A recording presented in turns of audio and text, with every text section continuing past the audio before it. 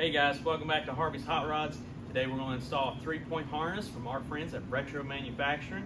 They were kind enough to sponsor this video as well as the products to which we received. They're based out of Nevada, right here in the US of A. So we're happy to show you guys what we got. I've already installed the driver's side to kind of get familiar on the process and what to do, what not to do. As usual, I messed up along the way trying to install the driver's side. So when I install the passenger side with you guys, kind of give you some tips on what to do, what not to do, how to prep, that kind of thing. But first of all, let's get to unboxing. All right, guys, we got our 3-point seatbelt harness kit. This is the box to which they comes in. Everything you'll need. Anyways, but this is what the box looks like. Let's see what we got here.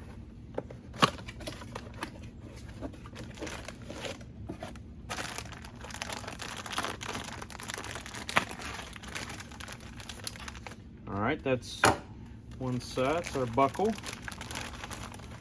All right, and this is what we got.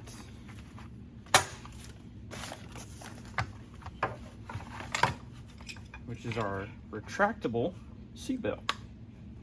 And of course, what you want to do is you want to peel that back, and that's where you put your bolt. And you just snap that back. And of course, you can adjust by using this right here, kind of where you want your stop to be. And then this is where you mount the top of your shoulder harness. So anyways, that's all you got. Here's the instructions. They actually kind of clip them to the belt. Kind of just shows you roughly, you know, how to install them, what to use, where you want them, that kind of thing. But I mean, it's pretty self-explanatory, so we'll get to installing. All right, guys, so this is what our finished product should look like.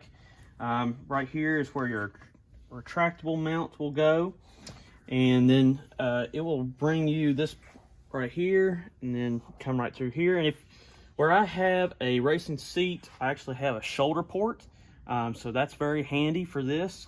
So you'll slide that through, bring it down, and then you'll actually mount this other end to this hole as well, or to this mount. You'll need that, and so that way when you go to effect right there. And so the buckle, of course, always goes on the inside, and that is over here. I'll come over like that. So that is what finished product looks like. Your shoulder point is up here, almost at the top of your quarter panel glass window. That is where that should be. If you do not have one, which we did not, one of the mounts included in the kit with Retro, it actually goes up there. So that's very helpful. And so let's move on to the passenger side and let's put this thing together. All right, guys, so we're installing our retractable mount as well as our other end that also goes to this mount. You'll need that, like I said, in order to swing this puppy around and connect to the other side. We're going to mount this first before we tackle our shoulder bracket, shoulder mount. So once we get this installed, we'll be good to go as far as this end. So I have a few suggestions of what I did in order to get prepared. So you'll need to, of course, if you haven't already, if you've inserted new carpet, which most people that they get new carpet, of course you're going to want to drill that out, find your holes, drill that out. Make sure you tap your mounts. That's actually pretty good, so that way when you get your bolts ready, you're good to go as far as that. You won't have to deal with potentially stripping your bolt or cross-threading. And then also same over here, I just went ahead and put this there just to remind myself where the hole is. So that's a couple tips as far as what I did on the driver's side. And what I didn't do on the driver's side is what I did on this side is, on this side I had to take the sill plate off to actually take off the quarter panel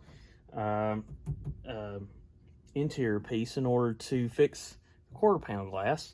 So while I had this off, I went ahead and pulled the carpet back and seen where my bolts were, or where my my hole mounts were in order to get my bolts ready. And on that side, I did not do that. So I spent about 30 minutes trying to find the hole mount. And so to save yourself some time, if you got your sill plates and you took off the carpet, or you're putting new carpet, go ahead and while you have the sill plates off, find your holes, drill through the carpet, and that way you're not trying to play Where's Waldo when you got the sill plates on. So just a quick tip, and hope that helps. Let's get this mounted. All right.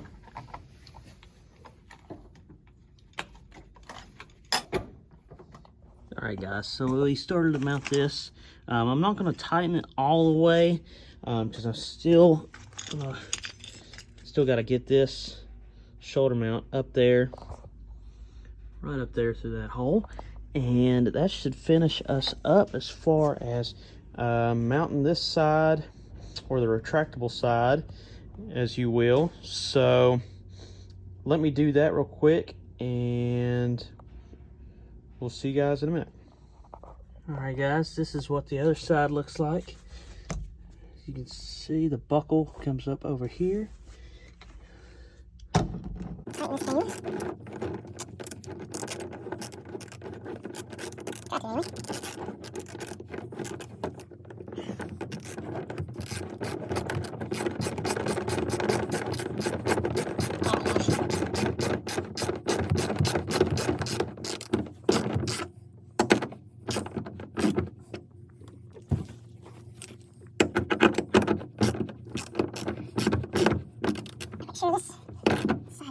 Extra tight, mainly for my wife. She's carrying her first baby. All right, guys, here's what we look like at the end. We got it through the shoulder port, got the retractable mounted. We also had the buckle mounted, and that's what it should look like. All right, just to give you a better picture. Oh, just wanted to make a correction, by the way.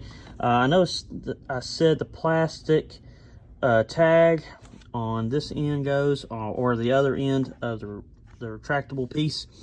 I noticed on the driver's side that I put it on the inside.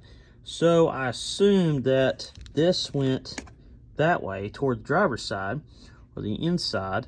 But actually, in order for this to work and look correctly, so the easiest way to remember it is the plastic tags, each one needs to face the passenger side.